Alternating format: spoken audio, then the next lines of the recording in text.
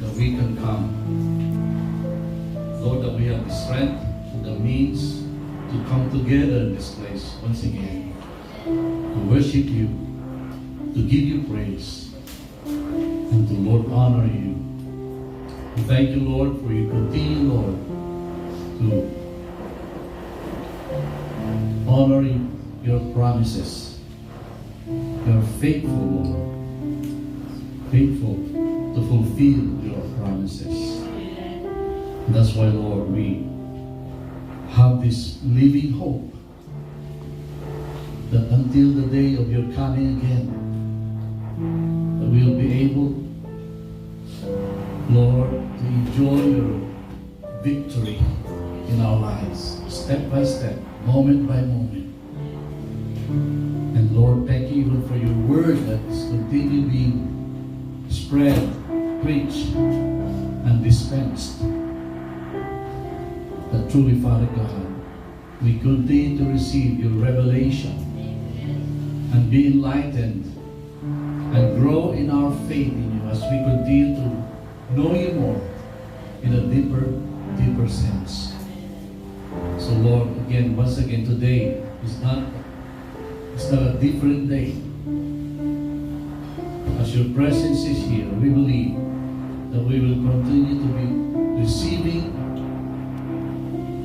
the truth of your word. And as we know the truth, we are set free from the lies of the enemy. So we give you thanks, Lord. Help us, give us the understanding, and open the eyes of our heart to receive your message today. In Jesus' name, amen.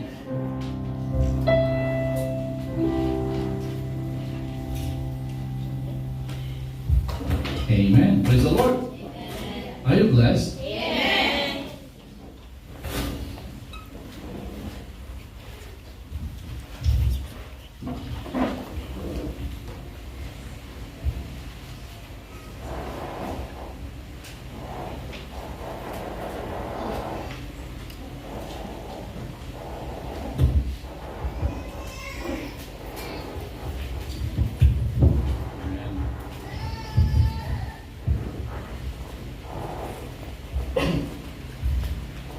You know, it's an accident that the topic today is in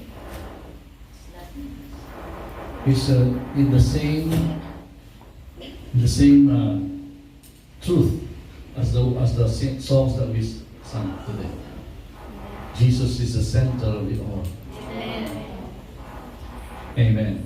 And that's why when we were singing, I was really so blessed that the topic today that the Lord has given into my heart is about this topic. Hallelujah. We all know that in the beginning, this is already the plan of God. Amen. See, it all began in the Old Testament, right? God is always showing us His way, His plans, but of course God is taking slowly so that people will be able to understand. And when the time comes, like when the time was right, He sent His Son, amen, to actually fulfill the reality of His promises. That's why the Bible says that everything that God has promised is put in His Son. Amen. That whoever has His Son has His promises. Amen. Amen? And if you put your minds focus on the Lord, then you are okay. Amen. Amen. Of course, it is easier said than done, but that is the gist and that is the principle that God is laying out throughout the process of time. We know that in this creation, time was created, right? When God created the heavens and the earth, then time began. Amen. And so what we're talking about today is about the tent of meeting. Ano po yung tent of meeting? Let's open our Bibles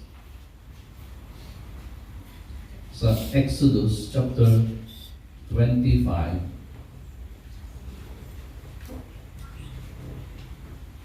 It's the second book of the Bible.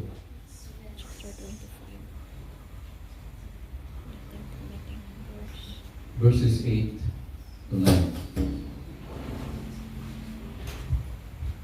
It says here, "And let them make a sanctuary, that I may dwell among them, according to all that I show you, that is, the pattern of the tabernacle, and the pattern of all its furnishings, just so you shall make it." So, we all know that this is God instructing Moses to build or create or construct a tent. May alam niyo ba yung portable? Because they were not settled yet. They were roaming around the desert. Amen. And we know that for 40 years they were in the desert before they finally entered the promised land. And so the design of the temple is actually the design of Jesus' body, the person of Jesus. At alam mo ba ninyo, if we look at what God is planning, He was pointing to the Lord Jesus Christ. Amen. Amen. The Lord Jesus is the center of it all. Amen. And so the sanctuary or the tent of meeting was built. Alam niyo ba ibig sabihin ng tent of meeting? In the Hebrew language, it is pronounced as Ohel Moed. It's OHEL MOED. Okay, Ohel Moed. It means the tent of meeting, or the tent of the appointed time. So it was the tent of God's presence, where God and man met together. Now imagine you were in the camp. How would you find the tent? You just go to the center, because the design is that the tent is always at the center. And then all the tribes are positioned around the tent. And their tents, opening or doors, are pointed towards the center.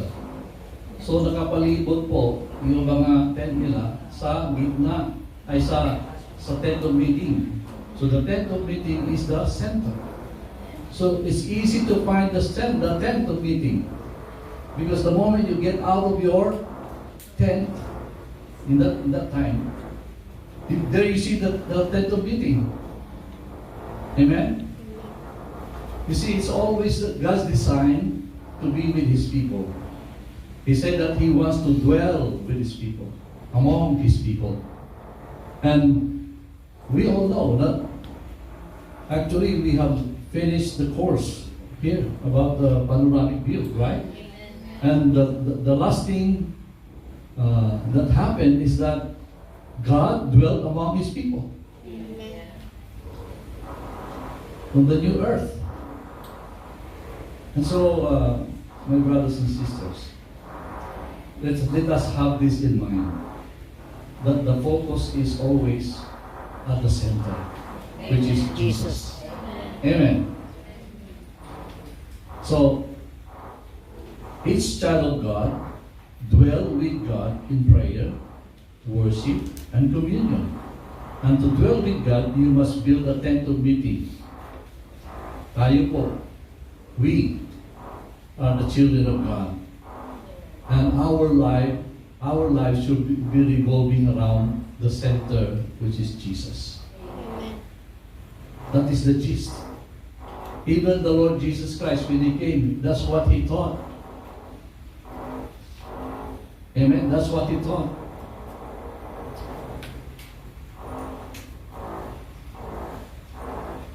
by setting apart an appointed time every day and establishing its parameters for one set and sacred purpose is to meet with God.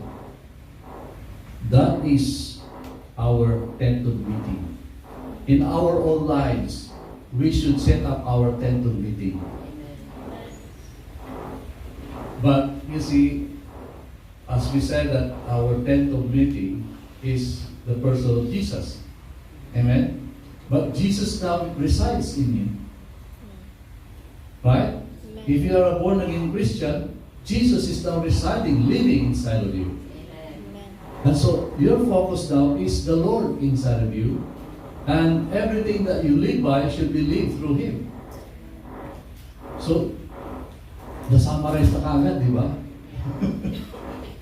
So, having this concept, now when we talk about our lives, so of course it is centered on that purpose. Amen? Because it's hard to live out Jesus if you're not conscious of Him inside of you.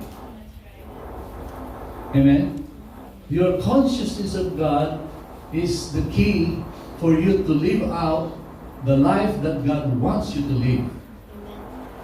Yung pong gusto ng Panginoon na maibuhay natin siya, kailangan aware tayo lagi na andyan si Lord sa atin lagi.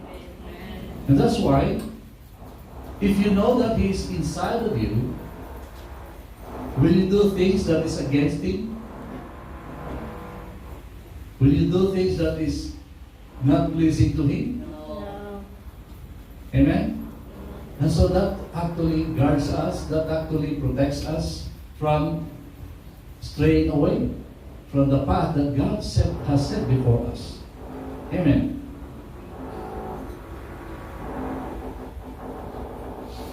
The tent of meeting must always be set up at the center. Okay? It must be the center of your day, the center of your schedule, the center of everything you do, the center of your life. That's the key. If it's not the center, then every other thing will crowd it out of existence. You don't fit your time with God around you day or around your activities. You fit your day and activities around your time with God. Your tent of meeting. So your relationship with God and the sacred meetings of that relationship can only occupy one place in your life. That is the center. Amen. Remember when Jesus was talking to Nicodemus? Let's go to that scripture. John 3.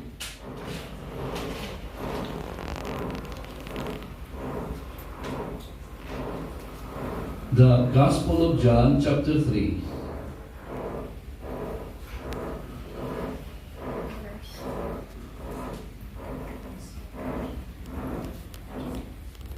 It was a time when Jesus, with Nicodemus, went to a meeting, a secret meeting with Jesus at night. Right? He doesn't want to be seen by his comrades. Yes. Because, you know, the Pharisees hate Jesus. But then Nicodemus was wondering, because he have seen the wonders, the miracles that Jesus did. Every day. Amen. Every day of that time, while Jesus was walking around that place, miracles are happening. Right? Wala pong bintis, walang paltos na araw. Everything, everywhere he went, miracles followed him. Amen. And so Nicodemus saw this, and he's wondering, I think this man is the one sent from God. And so when he went to meet with Jesus at night, what happened? They talked. He says in verse 2,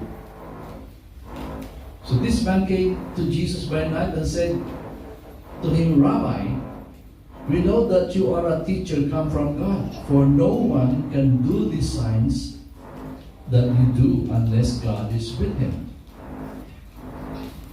And Jesus answered and said to him, most assuredly I say to you, unless one is born again, he cannot see the kingdom of God.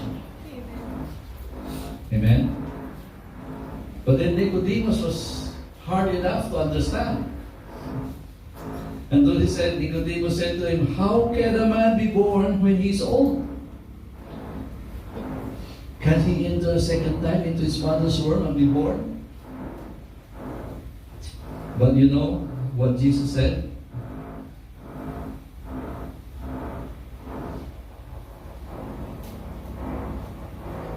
Most assuredly, I say to you, unless one is born of water and spirit, he cannot enter the kingdom of God. That which is born of the flesh is flesh, and that which is born of the spirit is spirit. Do not marvel that I said to you, you must be born again. The wind blows where it wishes, and you hear the sound, but cannot tell where it comes from, where it goes. So is everyone who is born of the Spirit. Nicodemus answers to him, how can these things be? But Jesus answered, and this is very important. Jesus answered and said to him, are you the teacher of Israel and do not know these things? Most assuredly, I say to you, we speak what we know and testify that we have seen, and you do not receive our witness. If I have told you, this verse 12, I have told you earthly things and do not believe, how will you believe if I tell you heavenly things? You see, before Jesus came, the people, the Israelites, are so focused on the consequence of sin, right? And that's why, you see, you know that in the rituals, let's say, if you are an Israelite, you are on your way, you're offering with you this unblemished, with spotless lamb that you've chosen, you prepared to offer to God, right? Yeah. When someone speaks on it, this sheep is unclean already, and you cannot offer to God. What is this principle that God is showing us? That's how people are so defiled so easily. Amen? And from the beginning, God actually showed that sin is sin, and He hates sin. To the point of showing people that He killed people because of sin. Right? And many people who does not understand, they criticize God. How can a God like Him? Right? Like this. Yeah. But God is showing a principle that sin is sin. So that when Jesus comes, He could show the love of God. Amen? Remember, when Jesus came, He defied all things. That's why He was branded as a blasphemer. That's why He was branded as the man who breaks the law. You know why? Because people then cannot reconcile. This is what Jesus said to Nicodemus. Ito yung sinabi niya. Kung hindi mo kayang paniwalaan ang mga bagay na sinasabi ko sa physical things, paano ka makakapaniwala kung ang pag-usapan na natin is spiritual? How can you believe? How can you understand what I'm saying if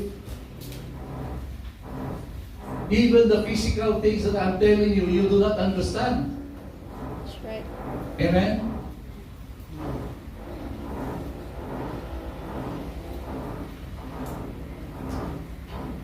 So, here comes Jesus and defied everything.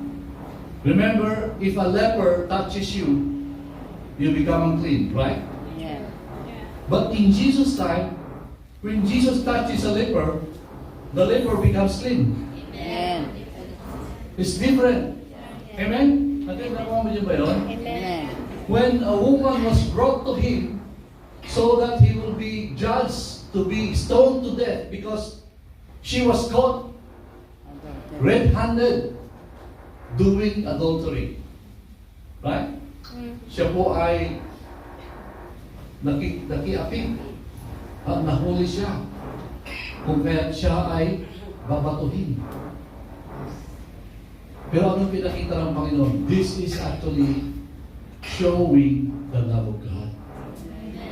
Pinapakita na ng Panginoon. You see, God is showing that in you, you cannot actually do things to pass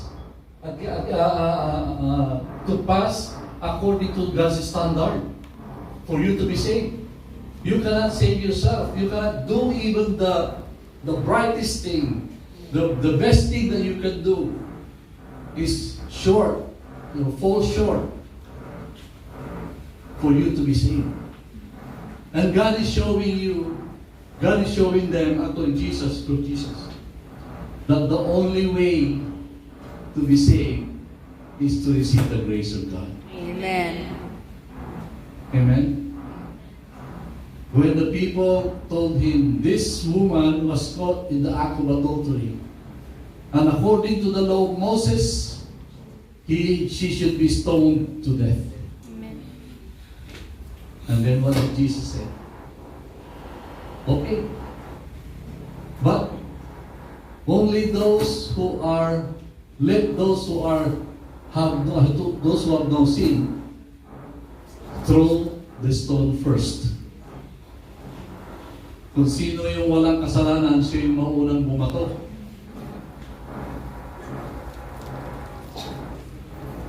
Ano po ibig sabihin nun?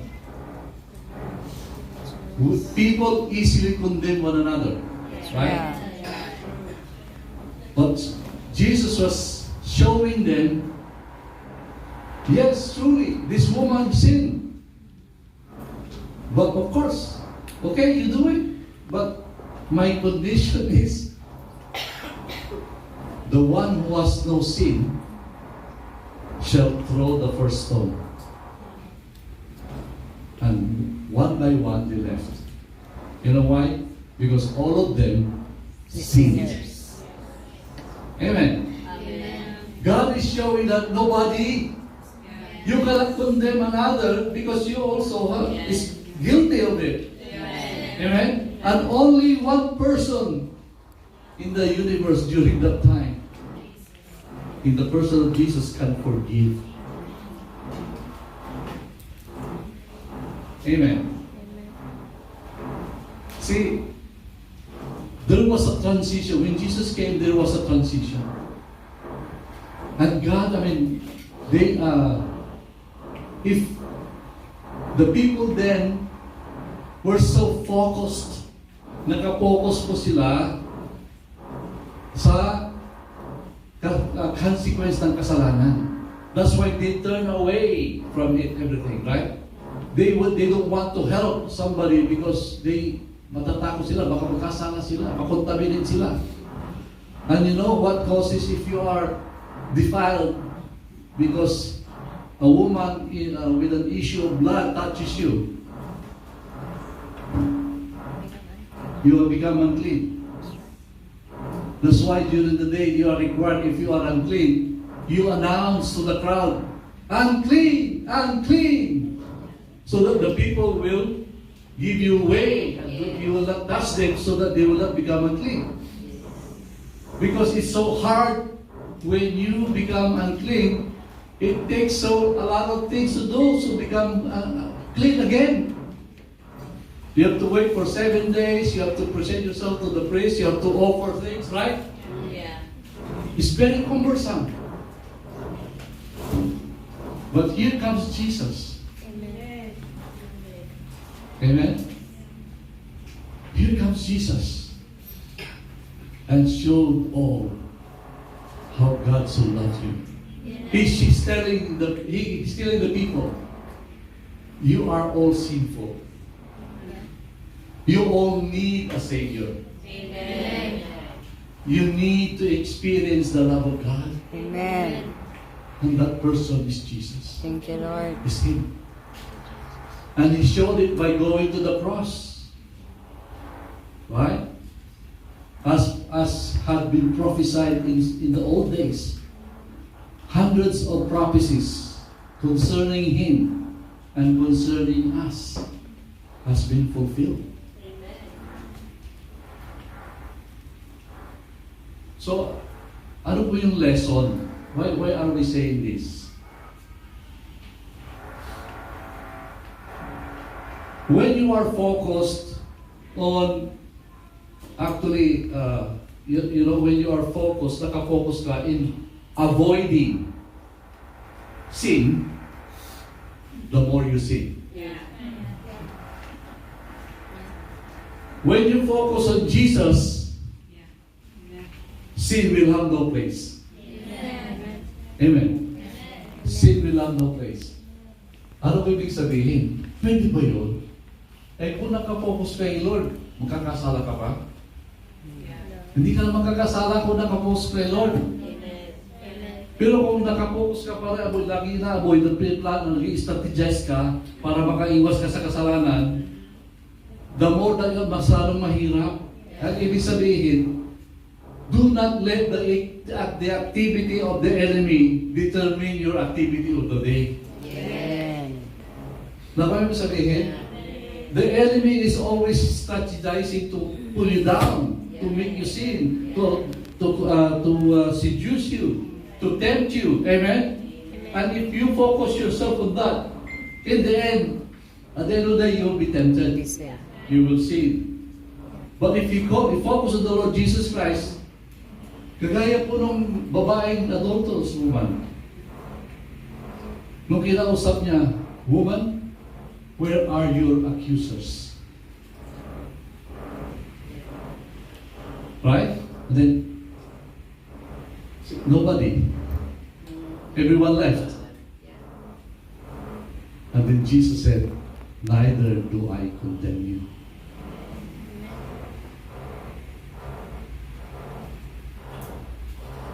Yung kasalanan natin na dealt with na. Ang pinapokus si Lord, mag-focus ka sa Kanya para nakikita mo yung gusto ng Ama. Amen. So Jesus, when He came, actually, He showed the Father. That's why He said, if you see me, you have seen the Father. I and the Father are one. Amen. Amen? So what He's saying? God said that He loves the world. But how? Through the Lord Jesus Christ. That's where He came to show you the love of God. That no matter how sinful you are, if you believe in what Jesus has done for you, the plan of God. Jesus is the plan of God. Jesus is the way that the Father will redeem you. Because God the Father loves you. And He doesn't want you to go astray. He doesn't want you to go to hell. And so Jesus was sent so that He will proclaim the truth. Amen. He will show you the love of God. So that when you focus yourself on Jesus, you will begin to experience the love of God. Amen. Amen. You begin to experience the love of God. And if you set your eyes on Him, there will be no room. Wala nang tayo para ikaw ay mag-isip pa ng kasalanan. Amen. Remember, even in the Old Testament, bakit po si David, why he committed the sin, right? Why? He was idle and focused on so many things. Napagala-gala yung mga mata niya, nakita niya si Bathsheba. Yeah. Nagkasala siya. Yeah. Pero kung focus siya sa Panginoon, hindi. Do you know why the temple was built in Jerusalem? And every Israelite, they always look forward to go to the temple. To offer. You see, going to the temple is a show of your relationship with your God. Amen. Amen. They go there and prepare themselves for that, their offerings and everything. They purify themselves, they sanctify themselves. They want to present themselves as acceptable before God. Amen. And that's the reason. The temple is the symbol of Jesus. Amen. That's why when Jesus came, He said, destroy this temple. He's talking about the physical temple. Destroy it. Gibain nyo ang templong ito. Sirain nyo ang templong ito. Pero in 3 days, I will raise it up. Amen. How was that possible? That's why yung mga Pariseo, those scribes, the leaders of Israel during this time, were so enraged. How can you do that? That temple was built in 46 years. For 46 years, it was built. Haba, hirap, di ba ba? And you say that in 3 days you will raise it up? Ano ka? Parang gano'n, di ba? But he wasn't talking about the physical anymore. Yes. There was a change. Okay, siraan niyo yung templong yan. Pero, i-restore. And yung temple is Jesus himself. Amen. Why He is the temple? Bakit sapagkat kung tinanggap mo siya, ikaw ay nagpasuko sa Kanya. Bakit siya yung templo? Kasi kung nakafocus ka siya, sinasamba mo siya. Pag nakafocus ka sa Kanya, pinupuri mo siya. Nag-o-offer ka sa Kanya ng mga padalangin. Ibig sabihin, when you focus on Jesus, you are looking at the temple. That's actually, the symbol of the temple is to, God is practicing the Israelites to focus their eyes on God. You know, in the Old Testament, if a king focuses on the things of God, it was peaceful. The enemies cannot overcome them. Amen. Kahit na konti lang sila, even if they're just, outnumbered by enemies, if the leader focuses on God and encourages people to worship God, they defeated every enemy. God led them and led them through. Amen. But when, no matter how big they are, if they turn aside their focus on other gods, they are destroyed. They became captives. And that's what happened. Kung wala kang Diyos, captive ka ng kasalanan. If you have no God, you are slave to sin. You're a captive of sin. Amen. Hallelujah. That's the whole point. The whole point is the temple, the center. Kaya nga, we can use this room as our assembly place and we are worshiping God. It's not a matter of place. It's a matter of who you have in you. Amen. Amen. Because the church is not the building. The church is the people Amen. who believe in God, who have Jesus in their lives. Amen. This is the church. This is the church. So wherever we meet, we have the church. Amen. Amen. Amen. Hallelujah. And that's what Jesus said. Destroy this temple. Gibayin nyo yung building na yan. Pero sa pangatlong araw, i-build ko ulit. At yun po ang nangyari. When He was crucified on the 3rd day, He rose again. Amen. And then because of His resurrection, the church was born. Amen. Amen. And when the church was born, then the true temple was built. Sabi kay Peter, when Peter said, when he asked him, who am I to you, Peter? You are the Christ, the Son of the living God. He said, upon this truth, I will build my church.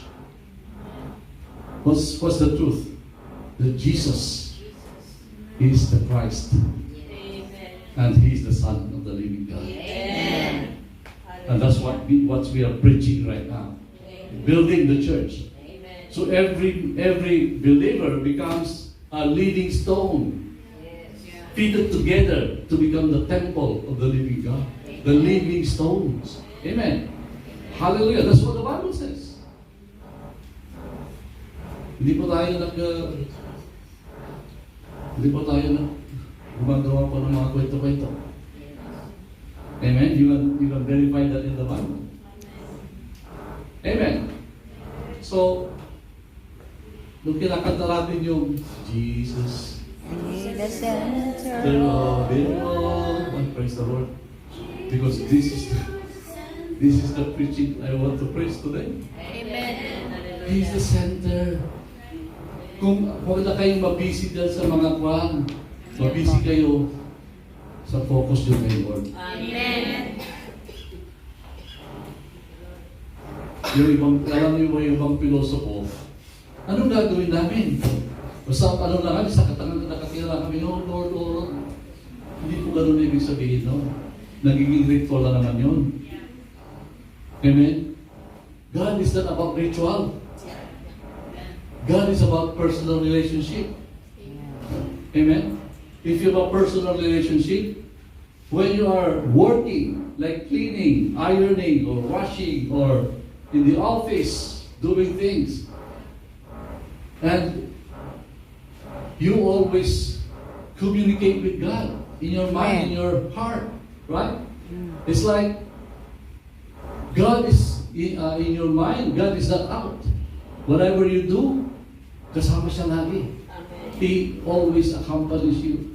You always ask Him things. You always communicate with Him. He is one with you. Wherever you go, dala-dala mo siya. You are always bringing the presence of God. And that's it. Amen? You're fulfilling the promise of God. Fulfilling the will of God. Amen? So, paano ba? Alam niyo yung attend of meeting? Every activity that they have is focused around the presence of God. Tinuturuan naman mula noon pa. Okay? God has begun teaching the people how to cultivate the relationship with God. That is, make God the center of your life. Amen. You will never go wrong if you make Him center of your life. Amen. Yes. Never. Amen. Hindi ko promise yan. Nire-relay ko lang yung message ni Lord. Amen? Kasi siya bahala sa inyo, hindi ako. Amen. Amen. Are we getting it? Amen. Kasi pala katayin kayo ganyan. One Hindi ko alam kung nagagalit kayo sa akin. Pero kahit magalit kayo, nagiging to. Amen. Amen. This is the word of God. And so, God has given us all the promises Amen. so that the plan of God, which is Him being the center, can be fulfilled. That whatever you go to see, when God was at the center of them all, they were always victorious. Amen. Amen? And imagine, when you are in the desert, 3 million people, how can you feed these people? In the desert, there's nothing to eat in the desert. Wala pong farming doon. Amen? Walang mga tractor na nag-harvest, nagpa-plant. Walang mga fertilizer doon. What I'm saying here is, God provided for them Amen. water, meat, food, everything. And alam niyo ba yung miracle is that the clothes that they wore never worn, they were never worn out. Yung sandal na dala nila from Egypt for 40 years, it was still on their feet. Yeah. And the children, their clothes grew with them.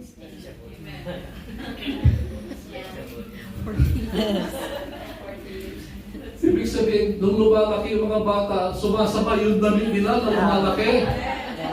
Hindi po nila nalalakihan. Hindi po lang masasayang. Amen. Amen. Yan po nasa Bible po yun. Amen. So when you are with God, you won't need anything. Amen. No, of course you need everything. But of course you will not have problem for the needs that you have because God provides. Amen. So that was what I'm saying. You will have no problem with what you need because God provides them all. At alam niyo ba yung mana? Amen, mana. The bread that falls down. Right? Walang kwenta po yung mga Kirkland, yung mga multivitamins dyan. Nasusobrahan ka pa pagka ano, di ba? Oh, yung ibang mga tao, hindi pwedeng ganito. Yung ibang tao, hindi pwedeng ganyan. You have to adapt. Pero yung mana is for everyone. And then, walang malnourished. Kahit araw-araw, mana. Yung mga iba nga, naiinis na. Totoo po yun. Nagko-complain sila. Hindi na-realize yung mana is sustaining them. Imagine you don't have to, you will not having a problem, you will not have a problem, okay, thinking about what vitamins you should take. Because I only mana. Amen? So when they crave for meat, God brought them quail. Millions of them. Hanggang sa sila susuka na. until they feel like vomiting already. Because there's a lot of meat. So what I'm saying here, Contented. even when they complain, God is so merciful. Amen. Imagine complaining to your God like a little child. Ano ba na ito, God? Puro mana na lang, wala namang karne. O sige. Bagsak ka maraming kukwet. Yung muna talagang hindi na sila mapakali kung paano nila iluluto yung kwet. Hanggang sa sila susuka na. Tama na, Lord. Sabi nila na ulit. Tama na. Lord, enough. See? Wow. Imagine feeding more than 3 million people every day for 40 years. Amen. That's how God is. See, it says there that during the day, there's the cloud. It means the presence of God. During night, there's the fire. You know why? In the desert, it's cold. Yeah. During the night, it's cold. During the day, it's so hot. Yeah. And so God provided the shade, the clouds. At night, God provided the fire so that they're warmed. Meron silang air condition. Meron silang heater sa gabi. How's that? The fire is there. The fire is there. It symbolizes God is there with them. So it's literal. Fire is there to warm them.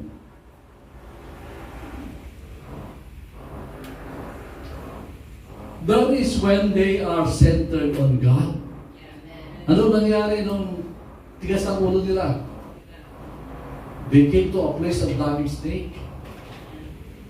At may mga namatay when they were beaten by snake. And so they complained again. Sabi ng Moses, still God, huminto na, magbabalik na kami. And so God told Moses, you have to fashion a bronze snake. It's like an image of a snake. Bronze, made of bronze.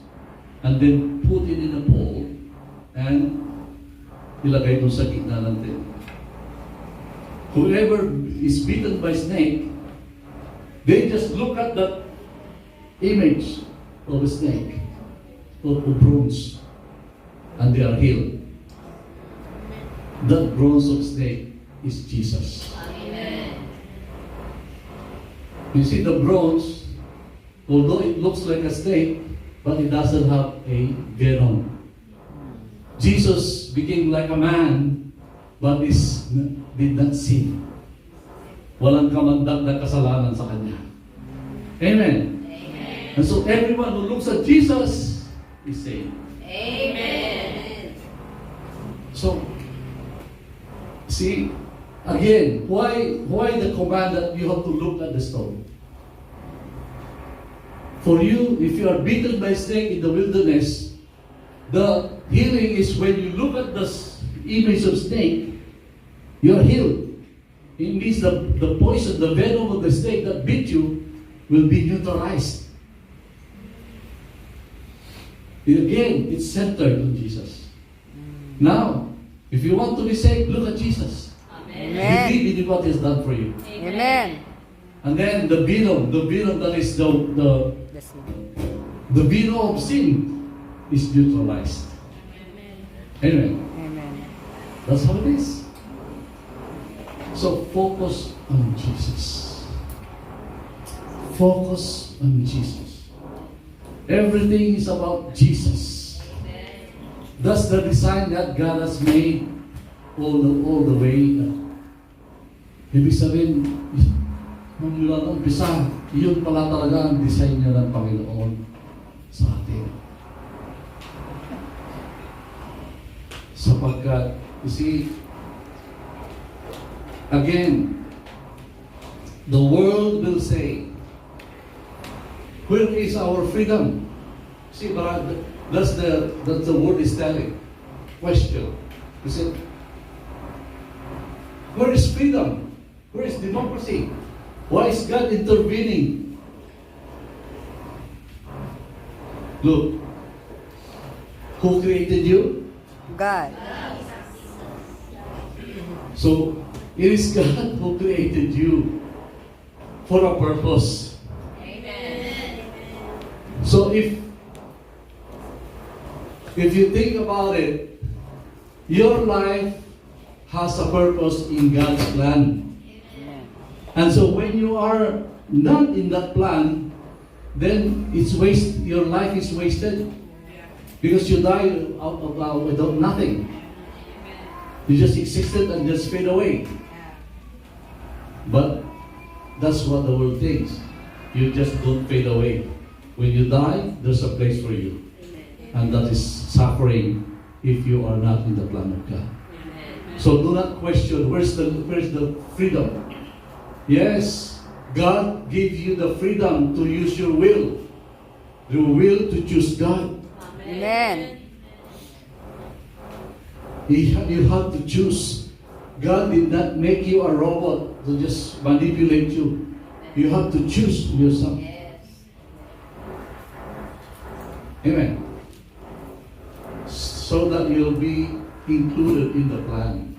All of us are included in the plan. Amen. But some doesn't like to be in the plan. Because they are being deceived by the enemy. Because the enemy wanted a company. When he goes to hell forever, he wants somebody else there. His servant. You will serve the enemy there if you are not born again. That's how it is. That's reality. So, this is like, can the clay say to the potter, why did you make me like this? I mean, the clay cannot make a complaint. It is up to the potter, right?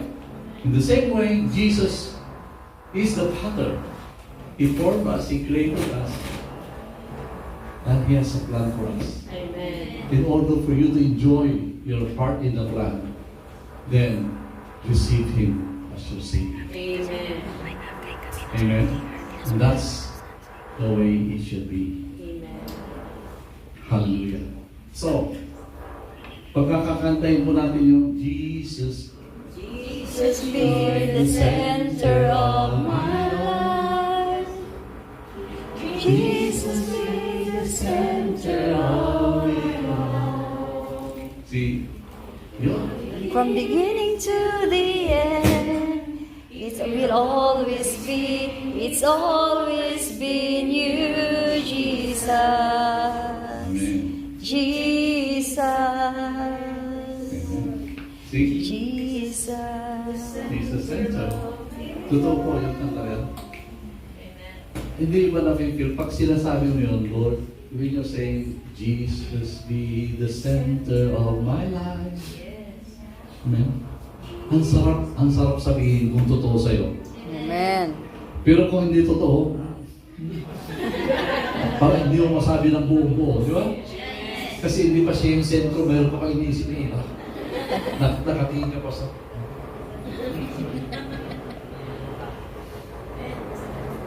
Subukan mo nyo, pagka iwaksinan ninyo yung nakakasagabal sa inyo, at kantahin po nyo yan, ang sarap sabihin. Dahil totoo nga siya yung sentro ng buhay mo. Amen. That's how it is. And that's why we continue to come every Sunday, every meeting, kahit na holiday minsan, is because we want to continue our learning, our relationship with Jesus through the reality, the truth of the Word of God. Amen? Hallelujah. So mga kapatid, can you look at the cross over there Amen. Jesus. and say, Jesus, you are the center of my life. Jesus, you are the center of my life. If you can say that with joy in your heart, yan po yung testing. Ito po yun. If there's still something that you haven't given up to God, then you cannot say that freely. Na wala bang encumbrance sa puso mo. Amen. So until you say that freely, do it and check with God. Lord, ano pa? Lord, what else in my life that is not being still according to your will? And then God will show you. You know, God is more than willing. He's actually joyous or happy to show you if you ask Him. Amen. Say, Lord, what is still in my life that is not makes you happy? And God will show you. You'll be amazed. God will show you. And sometimes when God shows you, Lord, pwede ba bukas na lang? Don't let tomorrow what you can do for today. Let's pray.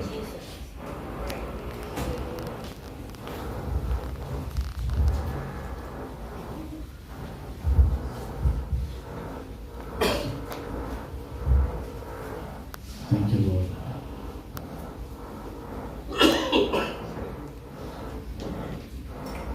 Thank you, Jesus. Once again, Lord.